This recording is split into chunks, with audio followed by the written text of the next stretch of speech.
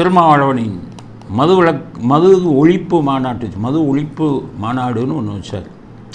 அதனால் அதில் என்னென்ன சிறப்பு செய்திகள்னு பார்க்கணும்ல, என்னென்ன கூத்து நடந்தது, மாநாடு எப்படி நடந்ததுன்னு உங்களுக்கு தெரியணும்ல. சென்னையில் இருக்கிறவங்க, மற்ற மாவட்டங்களில் இருக்கிறவங்க எல்லோரும் மாவட்டங்கள் அவங்க திமுக கட்சியோட கூட்டணி.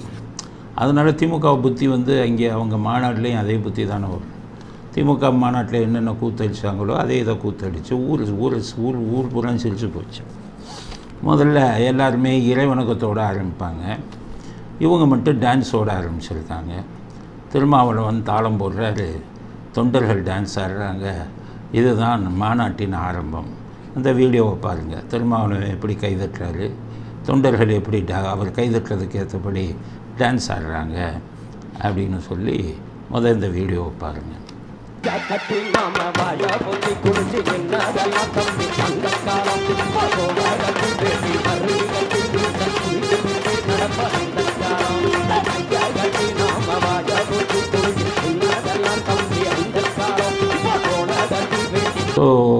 இந்த டான்ஸு முடிஞ்ச உடனே அதுக்கு பேர் மது ஒழிப்பு மாநாடு. அப்போ வர்றவங்கெல்லாம் குடிக்காமல் வரணும்ல. நம்ம சொன்னோம், மேடையில் இருக்கிறவங்க பூரா அந்த டிராஃபிக்கில் டெஸ்ட் பண்ணுவாங்க. ஒரு இதை வாயில் ஊத சொல்லுவாங்க. நீங்கள் அதில் பண்ணி ஊதுனீங்கன்னா யார் யார் குடிச்சிருக்கானோ. ஆக அந்த மாநாட்டு மேடையில் உட்காந்துருந்த அத்தனை பேரையும் டெஸ்ட் பண்ணியிருந்தோம்னா எல்லோரும் குடிச்சிட்டு வந்தாங்கங்கிறது நிரூபணமாக. அப்போ தொண்டர்கள் என்ன சொல்லுவான், நீ மட்டும் குடிச்சிட்டு உட்கார, நான் என்ன இருந்துச்சோ என்னான்ட்டு வர்ற வழியிலேயே புதரில் உட்காந்து எல்லாம் குடிச்சிட்டு தான் மாநாடுக்கு வந்திருக்கான். இந்த வீடியோவை பாருங்கள். புதரில் உட்காந்து அவங்களுடைய தொண்டர்கள் எப்படி குடிக்கிறாங்க அப்படிங்கிறத பாருங்கள். மாநாட்டு பந்தலுக்கு வருவதற்கு முன்னால் சில தொண்டர்கள் புதர் பகுதியில் குழுவாக அமர்ந்து மது அருந்திவிட்டு வந்ததாக கூறப்படுகிறது. ஆக மது ஒழிப்பு மாநாடுக்கு தலைவர்களும் குடித்துவிட்டு வந்திருக்கிறார்கள், தொண்டர்களும் குடித்துவிட்டுத்தான் வந்திருக்கிறார்கள் அப்படிங்கிறது புரிவாகுது. அதுக்கு அடுத்தது மாநாட்டில் நடந்த கோலங்கள். தண்ணி அடிச்சுட்டு வந்தோடனே சும்மா தண்ணி போதையில் சும்மா இருப்பாங்களே, தொண்டர்கள் எல்லாம் கட் அவுட்டு மேலே ஏறுறாங்க. திருமாவளவன் கெஞ்சுறார், இறங்குங்கப்பான்னு சொல்லி கட் அவுட்டு மேலே ஏறுறாங்க. மேடையில் போய் ஏறி கூத்தடிக்கிறாங்க. என்னென்ன கூத்து இருக்கோ அத்தனையும் அடித்து அது பூரா அந்த வீடியோவில் வருது. அதையும் பாருங்கள். தம்பி, அந்த கட் அவுட் மேலாம் ஏறாதீங்க ப்ளீஸ், கீழே இறங்குங்க. அது சரிஞ்சு விழுந்தா நிறைய பேருக்கு ஆபத்து. தயவுசெய்து சொல்றது கேளுங்க. ஒரு 4-5 பேர் பண்றது பல பேருக்கு பாதிப்பு வந்துடும். அந்த மாதிரி நாற்காலி மேலே யாரும் ஏறி நிற்காதீங்க. அதுக்கு அடுத்தது பெண் போலீஸ் இப்போ விட மாட்டாங்கல்ல, திமுக கூட்டணி இல்லை, அவங்க புத்தி தானே வரும்.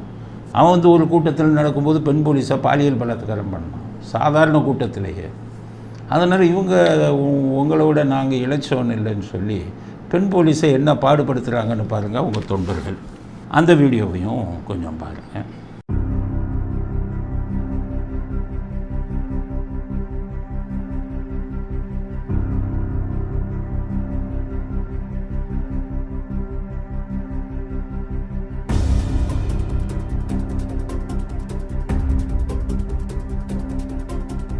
அதுக்கடுத்தது பெண் போலீஸை தான் பண்ணானா அவன் கட்சிக்கார பொம்பளைங்களையே என்ன பாடுபடுத்துறான்னு பாரு.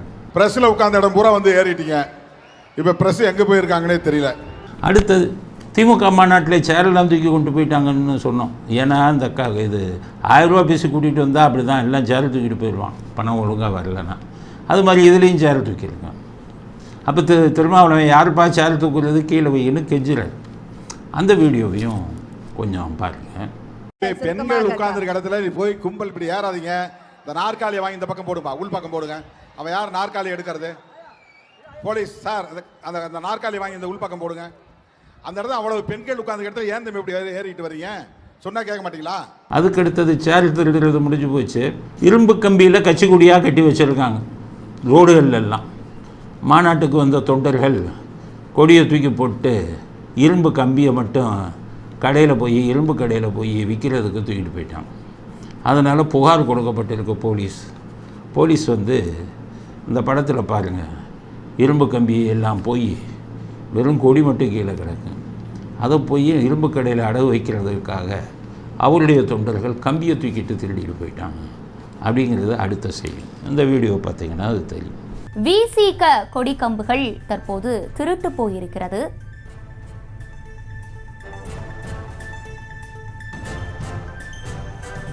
அதுக்கடுத்தது நடத்தினது மது ஒழிப்பு மாநாடு. ஆனால் ஒருத்தர் என்ன சொல்கிறாரு தெரியுமா, பொது வெளியில் மது குடிக்காதீங்க அப்படிங்கிற. அப்படியே மது ஒழிப்புனா பொது வெளியில் குடிக்காதீங்க, வீட்டில் குடிச்சுக்கோங்க, பாரில் போய் குடிச்சுக்கோங்க, ஹோட்டலில் குடிச்சுக்கோங்க அப்படின்னு தான் செய்தி சொல்கிறாங்க. வச்சது மது ஒழிப்பு மாநாடு. ஆனால் கடைசி முடிவுக்கு வந்தது எல்லா பேரும் குடிச்சிட்டு வந்ததுனால என்னமே வெளி இதில் மட்டும் குடிக்காமல் இருந்தால் போதும். ஏன்னா வந்தவன்லாம் புதரில் உட்காந்து குடிச்சிட்டு வந்தான். அதைத்தான் அவர் பேசுகிறவர் சொல்கிறார். இனிமேல் பொது வெளியில் யாரும் அது குடிக்கக்கூடாது. இனி எவரும் தமிழ்நாட்டிலே பொது இடத்திலே அமர்ந்து மது அருந்தக்கூடாது அப்படின்னா உள்ளே குடிக்கலான்னு தானே அர்த்தம். அதனால் என்னமே விசிகா தொண்டர்கள் எல்லாருக்கும் சொல்கிறேன், எல்லோரும் பாரில் போய் குடிச்சிருங்க, வீட்டுக்குள்ளேயே குடிச்சிருங்க, இல்லைன்னா ஹோட்டலுக்கு போனீங்கன்னா அங்கே குடிச்சிருங்க. அதைத்தான் உங்கள் தலைவர்கள் உங்களுக்கு சொல்லக்கூடிய செய்தியாக இருக்கிறது. பேர் வச்சதும் மது ஒழிப்பு மாநாடு, ஆனால் சொல்கிறது இந்த மாதிரி செய்தி. இது ஒரு கேலிக்கூத்து அப்படிங்கிறது அடுத்த செய்தி. அதுக்கடுத்தது திரும்ப பேசும்போது என்ன சொன்னார் அப்படின்னு பார்த்தீங்கன்னா, அது ஒரு பெரிய காமெடி. என்ன சொல்கிறாரு, மதுக்கடைகளை மீண்டும் மூடியது யார், மதுக்கடைகளை மூடியது யார், பின்னால் திறந்தது யார் அப்படின்னு ஒரு கேள்வி வச்சிருக்காரு. திமுக தலைவர் கலைஞர் தானே இதை கொண்டு வந்தார் என்று பலரும் சொல்லுகிறார்கள். 1971 வந்தது உண்மைதான். அதை சரி என்று நாம் நியாயப்படுத்தவில்லை. ஆனால் அன்றைக்கு இருந்த பொருளாதார நெருக்கடியின் அடிப்படையிலே அன்றைய முதல்வர் கலைஞர் அதை சொன்னார். ஆனால் அதே கலைஞர் 1974 மூடினார். இது நடக்கும்போது திருமாவளவனுக்கு 10-12 வயசு இருக்கும். உங்களுக்கு என்ன தெரியும், மதுக்கடை மூடினது யாரு, திறந்தது யாருங்கிறதெல்லாம் உங்களுக்கு சின்ன பிள்ளையாக இருந்திருப்பீங்க, விளையாண்டுக்கிட்டு இருந்திருப்பீங்க. உங்களுக்கு என்ன தெரியும்? நாங்கள் சொல்கிறோம் கேளுங்க. மதுக்கடைகளை மூடியது யாருன்னு கேட்குறாரு திருமாவளவன். முதல்ல தமிழ்நாட்டில் மதுக்கடையை திறந்தது யார், அந்த கேள்வி மட்டும் விட்டார். இருக்கிறவன்லாம் இடிச்சவாயன், இருக்கிறவன்லாம் பைத்தியக்காரன், எவனுக்குமே ஒன்றும் தெரியாது, நீங்கள் மட்டும் பேசி ஏமாத்திடலான்னு பார்க்குறீங்களா? மதுக்கடைகளை மூடியது யாருக்கு முன்னாடி மதுக்கடைகளை முதலில் திறந்தவர் யார்? 1971-72 கருணாநிதி தான் மதுக்கடையை திறந்தார்.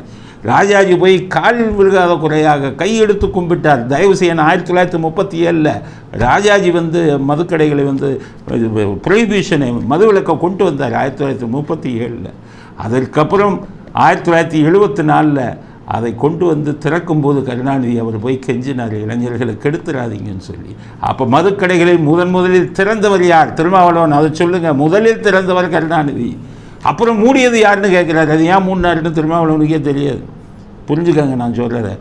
1974 மதுவிலக்கை திறந்த உடனே மதுவிலக்கு லைசன்ஸில் பெரிய முறைகேடு பண்ணார் கருணாநிதி. இந்திரா காந்தி அங்கே இருந்தாங்க.